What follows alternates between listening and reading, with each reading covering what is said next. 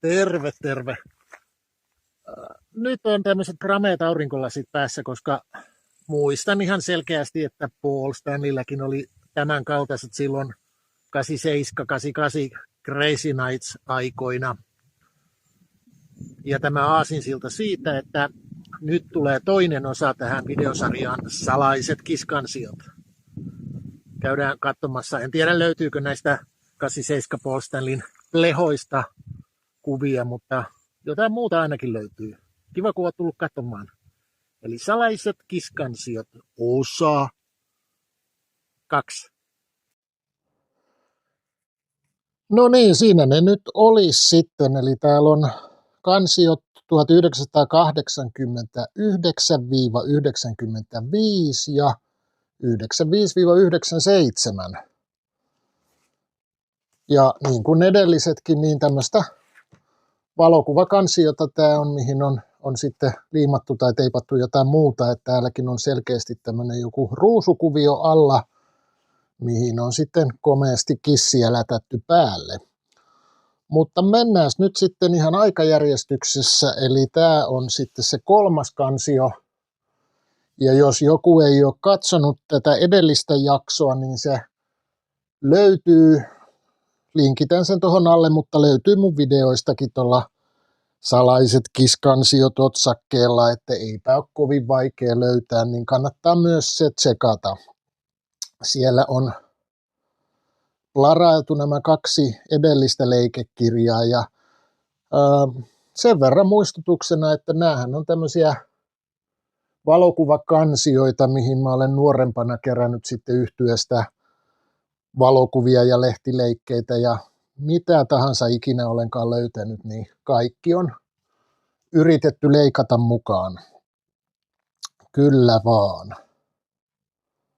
Kiitos, että olet tullut katsomaan. Paina peukkua Salaisille kiskansioille ja jos et ole tilannut kanavaa, niin laita tilaukseen. Arvostan sitä todella paljon, kiitos. Mutta otetaan alkuun, eli 80-luvun loppua täältä pitäisi löytyä ja niinhän täältä löytyykin. Tässä huomaa jo, että täällä on hieman kellastunut nämä sivut täältä sisältä, mutta kuvat näyttää pysyneen aika hyvänä. Siinä ei semmoista isompaa kellastumista onneksi näy. Ja tämähän on nyt sitten tätä naamioimatonta aikaa, eli sieltä löytyy Paul Stanley, Gene Simmons, Bruce Kulick ja Eric Carre komeasti promokuvassa. Ja tämä on Hot in the Shade-levyn aikaa. Ja täällä herrat onkin sitten nimetty jokainen. Nämä on Hot in the Shade-kiertueelta selkeästi. Mulla on hämärä muistikuva, että nämä oli jostain englantilaisesta rocklehdestä nämä kuvat, missä oli erittäin laaja juttu tästä Hot in the Shade-kiertueesta. Tämä Hot in the Shaden kiertue on siitä jännä, että se oikeastaan se kiertue, siinä otettiin settilistaan, bändi otti semmoisia biisejä, mitä ei pitkään aikaan ollut soitettu ja oikeastaan niin kuin sieltä ihan uran alkupäästä asti ja se oli aika tykki kiertue. Komeat svinksilavasteet ja vaikka mä en itse henkilökohtaisesti niin kuin kokonaisuutena Hot in the Shadea pidä levynä mitenkään Kissin parhaimpina, niin tämä sen jälkeinen kiertue kyllä sitten jo alkoi ennakoimaan sieltä sitä tulevaa Revengea, mitä sitten pidän erittäinkin suuressa arvossa. Simmonsilla näyttää olevan Misfitsin paitaa päällä. Joo.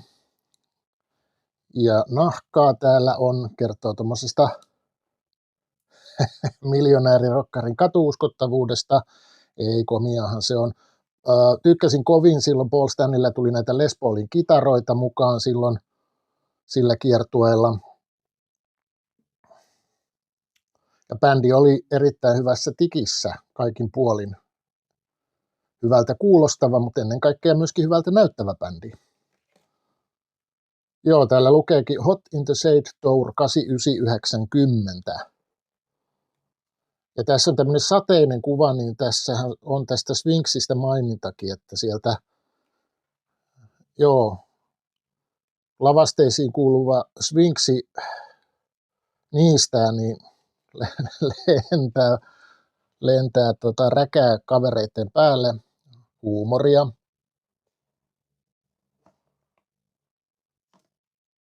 Jenkkikiertuettahan se oli isot lavasteet, isot kiertueet.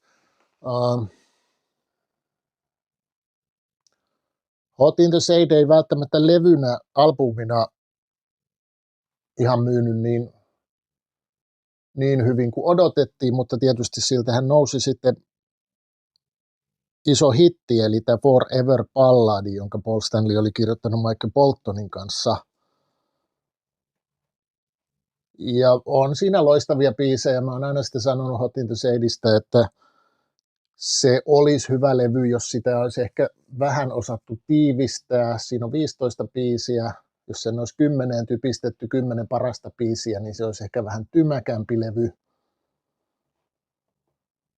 Mutta ja se on joo. Ja kannestakin voidaan puhua, että onko se aurinkolaseilla oleva Sphinxi nyt levyn kantana Kissin parhaimmistoa. Ei todellakaan. Mutta nämä on samasta lehdestä nämä kaikki kuvat, ja tosiaan aika paljon, tietysti jälkeenpäin ajateltuna harmi, että pilkoin ne, mutta en mä sinänsä sano, että onni siinä on se, että ne on tallella. Tuossa on selkeästi, siinä sanotaankin, että Foreveria veivataan. Tässä se näkyy se Keijon Misfits-paita vielä paremmin.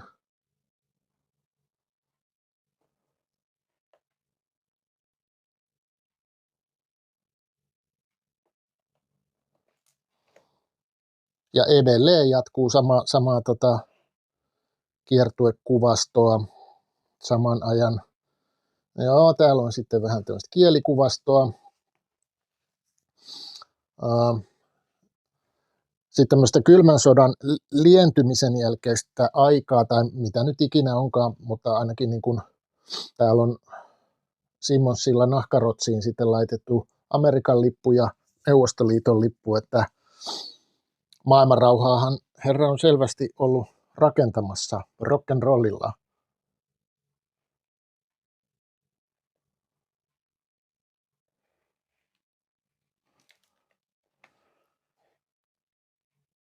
Sitten tulee muuta sekalaista kuvastoa. Siinä on kaverit jollain kekkereillä, jotain meksikolaispileitä. Tuolla on Simmons Recordsia. Sanotaan, että ei Gene Simmonsin ura levymokuulina, levytuottajana kyllähän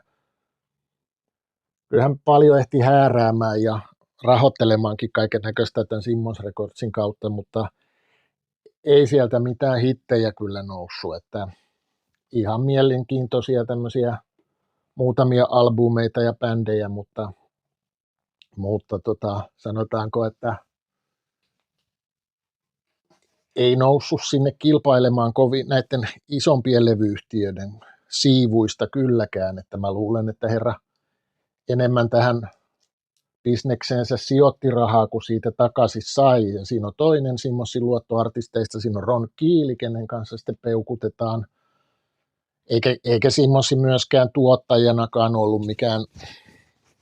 Kyllä se oli tietysti bändeille varmaan Keelillekin semmoinen meriitti, että siellä lukee Gene Simmons, produced by Gene Simmons, mutta ainakin Keelin ekalla levylläkin, kun sinne on sitten Simmons tuutanut niitä omia jämäpiisejään bändille mukaan, niin ne ei ole kovin erikoisia. Joo, Right to Rock-levyllä, mutta kyllä sitten Final Frontier-levy on parempi, siinä sitten ei olekaan enää, on Simmons tuottajana, mutta toki Keelikin meni bändinä eteenpäin sitten, ja joo, nämä ei ole missään näköjään kovin kronologisessa järjestyksessä, että täällä tulee, jos oli Hot in the Shade-kiertueesta kuvia, niin sitten tämähän paukahtaa yhtäkkiä Animalize aikaan. Tuossa on muuten komea kuva. Dikkasin tuosta PC Richin Leopardi-kitarasta. niin kuin monista muistakin Stanleyn kitaroista. Ja sitten täällä on vietetty Bruce Kulickin häitä, Bruce Wedding, ja sitten on Erik Karrista. Muistaakseni tämä on Metal Hammerista leikattu juttu, että kun silloin alkoi sitten olla huhuja, koska hän oli sairaalassa, niin hänen kuolemastaan. Ja sitten tämä ei ole kovin paljon ennen Erik Karrin kuolemaa ilmestynyt juttu, missä hän antaa lausunnon, että hän ei ole kuollut. No hän ei ollut vielä silloin kuollut, mutta valitettavasti sitten tämä harvinainen sydänsyöpä vei hänet aika piankin tämän lausunnon jälkeen. Erik Karrin kuolema jäi hiukan, Freddie Mercury kuoli samoihin aikoihin ja sitä uutisoitiin niin paljon isommin, että no ei tietenkään kenenkään kuolema sinänsä, niin on vähän väärin sanoa, että olisi pitänyt huomioida, mutta sanotaanko, että Erik Karrin muisto silloin tai hänen niin kuin meriittinsä olisi ollut saanut olla paljon isomminkin näkyvillä, mutta tosiaan kaikki tuntuivat ainakin Suomessa puhuvan vaan Freddie Mercurysta.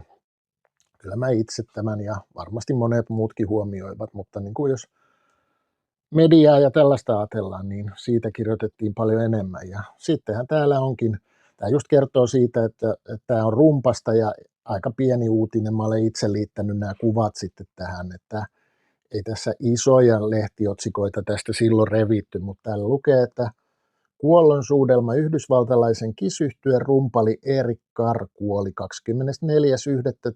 syöpään.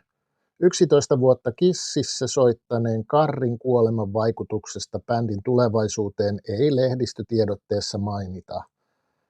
Me rakastimme häntä kuin veljäämme, emmekä koskaan unohda hänen omistautumistaan bändille, musiikillemme ja meille kullekin ihmisinä yhtyeen jäsenet muistelevat. Joo, Erik Carrista sinänsä, että kaikki mistä on lukenut ja kuullut, niin on maininnut siitä, että hän oli yksi niin kuin musiikkialan ehkä hyväsydämisimpiä ihmisiä. Ja valitettavasti siinä sitten kävi näin. Kissillä on pitänyt viime aikoina niin kiirettä, ettei uusi rumpali ole vielä ehtinyt yhteispotrettiin. Tässä vielä mukana syöpään kuollut Erik Carr. Okei.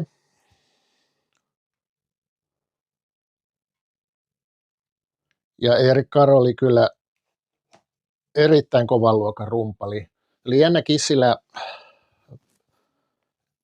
Peter Criss oli paras rumpali alkuaikojen Kissiin, mutta sitten kuitenkin 80-luvulla niin Erik Carrista saatiin semmoinen todellinen niin kuin tuplapasaritykittäjä. Vähän sama juttu kuin kitarapuolella sitten Ace Frehlin tilalle tuli turpoahdettu Vinnie Vincent ja olivat niin kuin oikeita vetoja omaan aikaansa kylläkin, täytyy myöntää. Sitten täällä ilmestyykin Erik Singer-kuvaan, toi on muuten napsastu Black Sabbathin promokuvasta toi, koska joo, muistan sen, mutta täällä on uuden rumpalin yhtye löysi aikaisemmin Alice Cooperin ja Gary Mooren taustabändissä soittaneesta Erik Singeristä. Tietenkin Kissin kaltaiseen legendaariseen bändiin liittyminen jännitti minua, mutta toisaalta juuri aikaisempien saavutusten ylittäminen tekee työn mielekkääksi, Singer kertoo.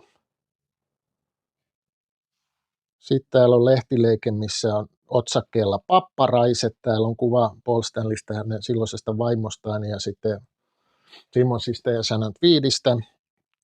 Ja lukee, että maailma muuttuu ja me sen mukana. Sen näkee parhaiten idoleistamme. Muistattehan vielä Kissin sutjakat pojat Paul Stanleyn ja Gene Simmonsin. Entisistä uhoajista ja seksisymboleista on tullut perheenisiä ja papparaisia, joille on yhteistä vaalea vaimo. Kissin Paul Stanley ja Pamela vaimo iloitsevat vanhemmuudestaan ja Kissin Gene Simmonsin Shannon Tweed on entinen Playboy-tyttö. Tökene muistetaan rockmaailman pitkäkielisimpänä basistina ja Sherin ja Diana Rossin heilana. Siitä on ilmestynyt Alive 3. Täällä on taitaa olla Soundista levyarvostelu. Antti Ervasti antaa 4 hymiötä. Kiss on mainettaan parempi bändi. Showmeningin ja rock-tähteilyn takana monilta on jäänyt huomaamatta, että yhtye on suoltanut 20 vuoden aikana valtavan määrän hyviä biisejä, siksipä tältä 3. livelevyltä ei huonoja kappaleita löydy. Juuri livelevyltä huomaa, kuinka loistavia laulajia Paul Stanley ja Gene Simmons ovat. Heidän erilaiset äänensä, Simmonsin miehekäs ärjyntä ja Stanleyn kimakka sointi tekevät levystä ja keikoista vaihtelevia. Kissia morkattiin aikoinaan kehnosta soittotaidosta, mutta vuodet ovat tiukentaneet bändiä. Rumpali Erik Singer on edeltäjiään taitavampi. No, enpä nyt tiedä, mutta joo. Taitava toki on, joo.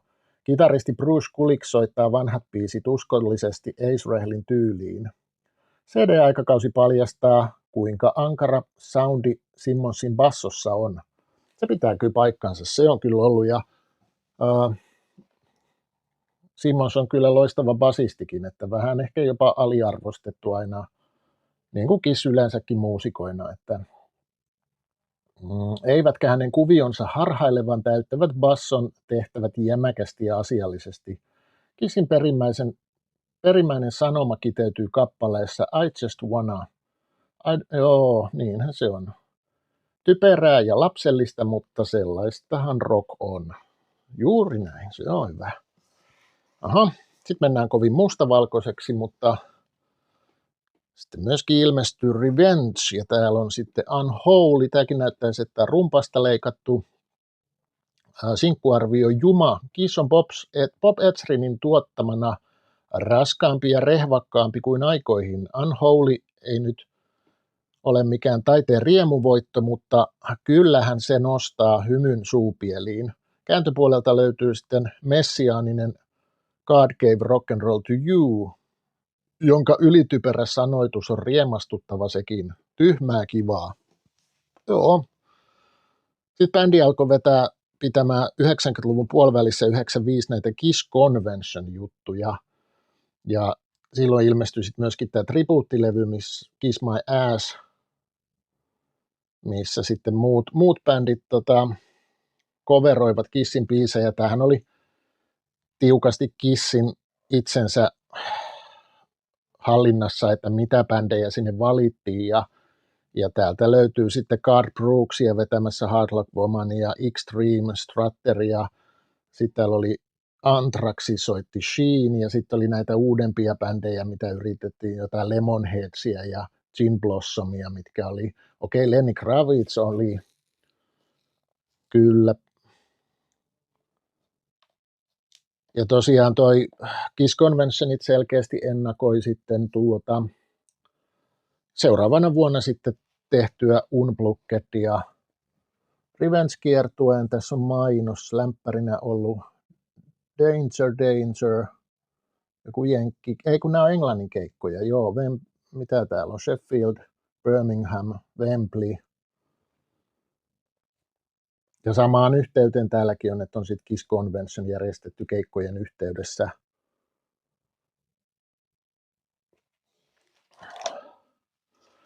Ja bändi muuttui kyllä entistä enemmän tommoseksi niin kuin rehvakkaamman, rockimman näköiseksikin, että Simmons kasvatti tuon komeen parran. Ja tässä on tämä Ritzin keikan mainos.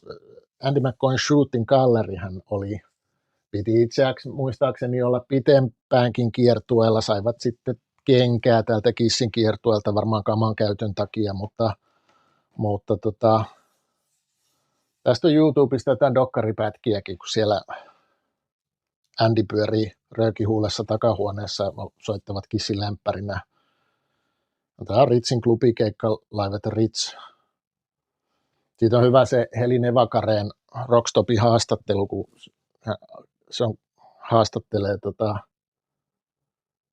Simmonsia ja Stanleya ja kysyy, että miltä tuntui kiertää Shooting Gallerin kanssa, niin herra katsoi vähän hämmästyneenä Nevakaretta ja sanoi, että kyllä se oli shooting gallery, kun kiersi heidän kanssaan. Ja näinhän se on, pitää vahvasti paikkansa.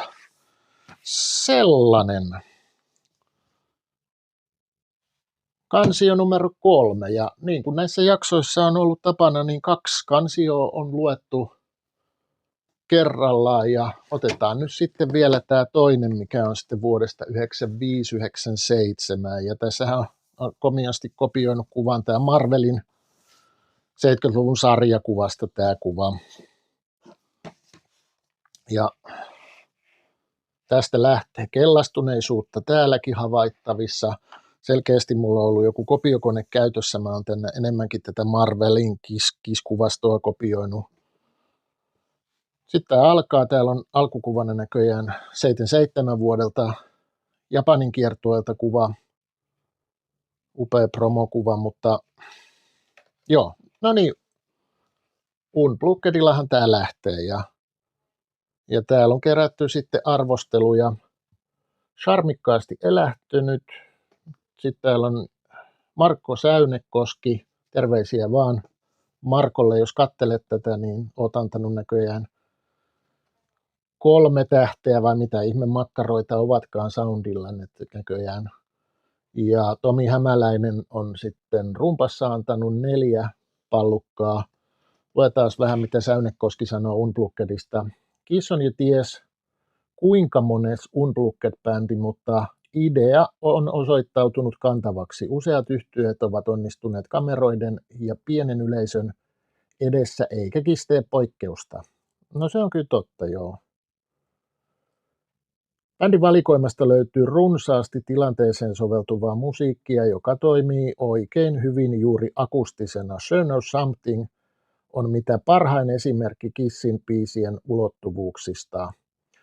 Se on muuten totta, ja toi Sure Knows Something lähti jotenkin vielä tuossa Unplugged-versiona niin vielä enemmän niin kuin liitoon verrattuna siihen alkuperäiseen Vinnie Ponsian Dynasty-tuotantoon, että se jotenkin ne Dynastyn biisit, esimerkiksi Sure Knows Something ja Magic Touch, niin en mä tiedä mikä siitä Dynastyn tuotannosta tekee niin semmoisen tasapaksun ja tasapäisen, että niinkin hyvät biisit jää vähän niin kuin ponnettomaksi siinä. Ja se Magic Touchhan kanssa vasta sitten silloin Paul Stanleyn sillä soolokiertueella 2000-luvun alkupuolella, niin toki livenä vedettynä, niin silloin senkin niin kuin huomasi, että kyllä tämäkin on upea biisi. Mutta varsinkin toi Unplugged-versio Sure Knows Somethingista, niin se on tosi upeata. Joo, niin tässä näyttää olla levyt arvioitu, ja sitten tässä on myöskin arvioitu sitten toi itse video sitten. Sehän ilmestyi VHS-nä ja siitä täytyy sanoa siitä Unpluggedista, että se on kyllä tietysti tyylikkäästi toteutettu, ja varsinkin bändin puolesta, niin koko se draaman kaari ja sitten tietysti Ace Frehlin ja Peter Crissin sinne loppuun saapuminen, mutta myöskin nämä biisit, miten ne on valikoitu sinne, että kun se lähtee komeasti Hotter Than Hellin Coming Homeilla, mikä sekin on vähän semmoinen unohdettu Kiss-biisi ollut siihen saakka, niin aivan loistavasti otettu niin kuin aloitusbiisiksi. Tämä levy todistaa, että ilmiössä nimeltä Kiss oli ja on paljon muutakin kuin maskit, pommit ja markkinointi. Bändissä on ensinnäkin 2 erinomaista rocklaulajaa, korkeammalta ja kauniimmin päästelevä Paul Stanley sekä rupisempaa klangia edustava kielitaiteilija Gene Simmons. No joo, sama juttua kuin oli tuossa Alive 3 arvostelussa.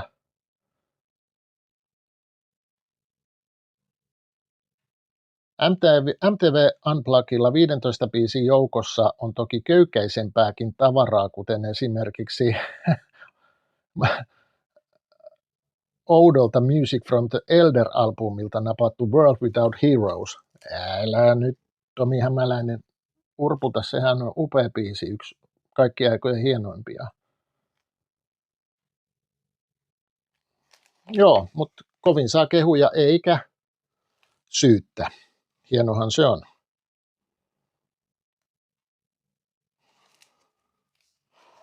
Joo, sitten täällä on Tavastialta leikattu. Mä olin Tavastialla silloin 96 katsomassa Chic Live Showta, eli oli tämmöinen tribuuttiyhtye, mikä veti maskit päällä Kissiä. Kiss ei ollut silloin itse vielä palannut tähän reunioniin. Reunion ei ollut alkanut, eli elettiin vielä hieman aika ennen sitä, niinpä kävin sitten Tavastialla katsomassa, katsotaan mitä siellä on muuta. Pelle Millionaire Rockers on ollut päivää sitä ennen. Bruce Dickinsonin Skunkworks, Hello Veen olisi ollut tulossa, aika kovia juttuja. Accepti, Stratovarius, Juise. On ollut Tavastialla hyvää tarjontaa.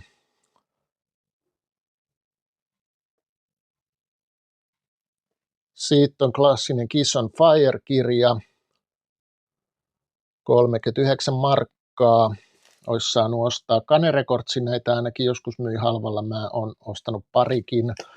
Joku tuossa toivokin joitakin aikoja sitten, että tässä mun rock'n'rollin lukunurkassa voitaisiin käydä läpi Kiss on Fire-kirja. Siinä on muutamia hulvattomia juttuja, mitkä ei todellakaan pidä paikkansa, että katsotaan, ehkä se voidaan selata lukasta läpi joskus kanssa, mutta toisaalta se oli siihen aikaan suomenkielistä Kiss-kirjallisuutta ei oikeastaan muuta ollut kuin niin kyllähän sitä luki niin kuin tietynlaisena Kiss-raamattuna piti, vaikka jälkeenpäin sitten huomannut, että siellä on vähän sinne päin olevia juttuja. Tässä on muuten, nämä on vanhastaan olen onneksi säästänyt, mutta silloin kun kerroin niistä soololevyjen faniliitteistä ja muista, kun tuli 80-luvulla ostettua, niin nämä kuvat on niitä soololevyjen sisäpusseja, että nekin tuli perhana leikattua. Onneksi on hankkinut sitten jälkeenpäin niin kuin USA-originaali soololevyt, mistä löytyy kaikki liitteet ja muu matsku, mutta silloin reilu 10-vuotiaana mukulana niin oli niin hienot sisäpussitkin, että piti kuvat leikata irti, mutta tässä ne nyt on tallella sitten, joo. Sitten 96 tapahtui jotain aivan mahtavaa, eli yhtäkkiä putkahti uutinen, ja täälläkin iltapäivälehtiin asti se pääsi, ja maskeerattu superbändi Kiss jyrää jälleen. Eli alkuperäinen kokoonpano teki paluun, ja sehän oli ehkä musiikkimaailman suurin juttu silloin 96, ja sitten alettiin, niin kuin tässäkin on tämä Donington, että kyllä isosti tultiin takaisin, ja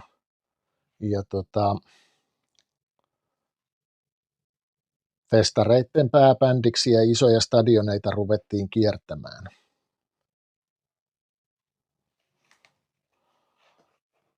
Täällä ollaan laitettu vähän diskografiaa, levyjä järjestykseen, mitä on ilmestynyt milloinkin. Ja tässä on nuorella miehellä ollut leikkaamista ja askartelemista, ja kun jokaisen tänne on tämä, kyllä, tässä on ollut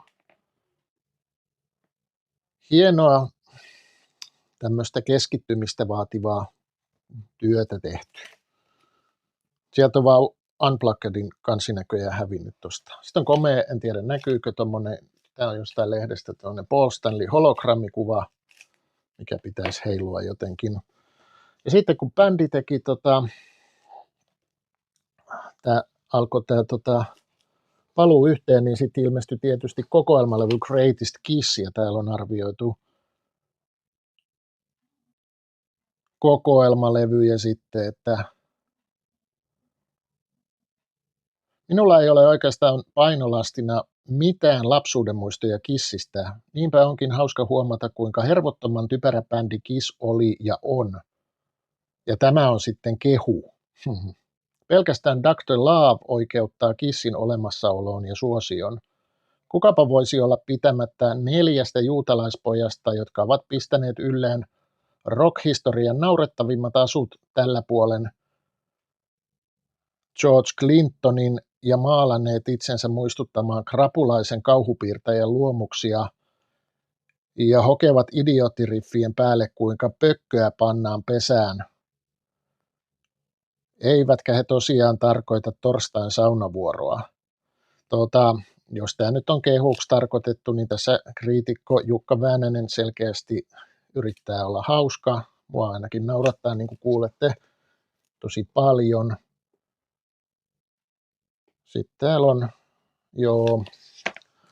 tietysti Kissiltä alkoi sitten, näitä kokoelmiahan on sitten 96 vuodesta eteenpäin tullut melkoisen ja paljon erilaisia. Tämä on Iltalehdestä aukeama ollut, mikä on nyt sitten varmaan näyttänytkin täältä, eli legendaarinen hard rock-yhtye Kiss on tehnyt kesällä Yhdysvalloista käynnistyneellä maailmankiertueella näyttävän paluun rock-areenoille. Naamioitujen rockadeiden turneella kuluu taas tuhansien sähkövolttien ohella satoja kiloja räjähteitä ja tonnikaupalla laulaja-basisti Gene Simmonsin lavashowhun olennaisesti kuuluvaa verta. Yksistään Paul Stanley pistää rundin kuluessa palasiksi peräti 350 Ibanez-kitaraa.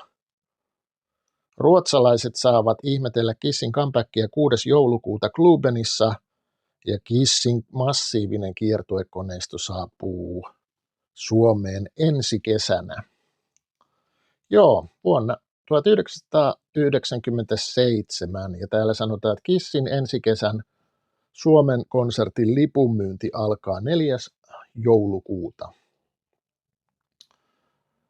Se oli mullekin ensimmäinen Kiss-keikka, ja tietysti sitten kun se oli vielä tällä miehistöllä ja maskipaluu, niin kyllä se oli upeata. Mä olin Hartwall Areenassa siellä kentällä ihan eturivissä, ja mulla on siltä keikalta itse asiassa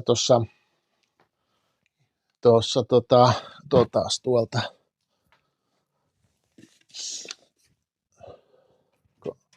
kaivetaan vähän vitriiniä tuosta, niin on plektrat, ne mä oon laittanut. Tää on Helsingin Reunion keikan Paul Stanleyn plektra. Tää on tämmönen vielä pimeässä kiiltävä pleku, mutta tää on semmoinen tilanne oli vielä, että Paul Stanley pisti tämän kielen päälle ja puhalsi sinne yleisön joukkoon. Se putosi siihen lavan ja yleisön väliseen tilaan, mutta sieltä sitten saatiin noukittua ylös. Ja tämä on vähän samanlainen, toinen on sitten tuolta Helsingin Psycho Circus keikalta, mutta se nyt ei sentään Paul Stanley suussa ollut, mutta tämäpä on.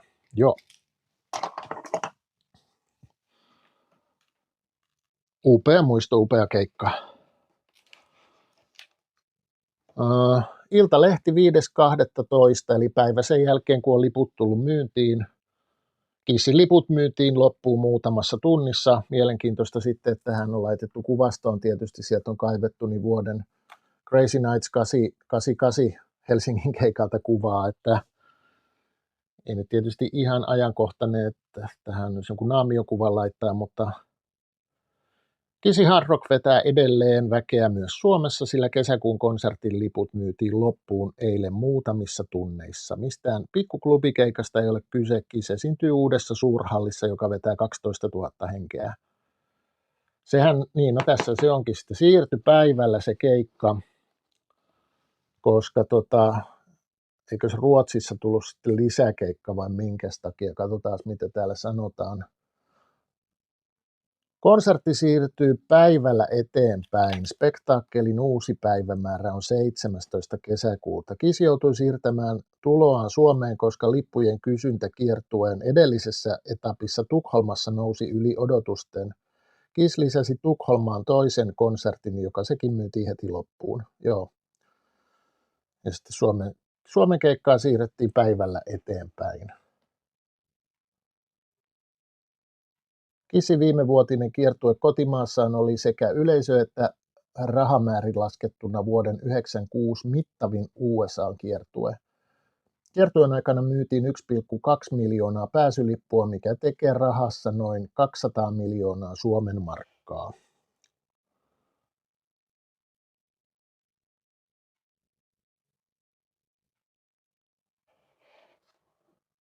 Iltalehden kannessa oikein ollut mahtavaa.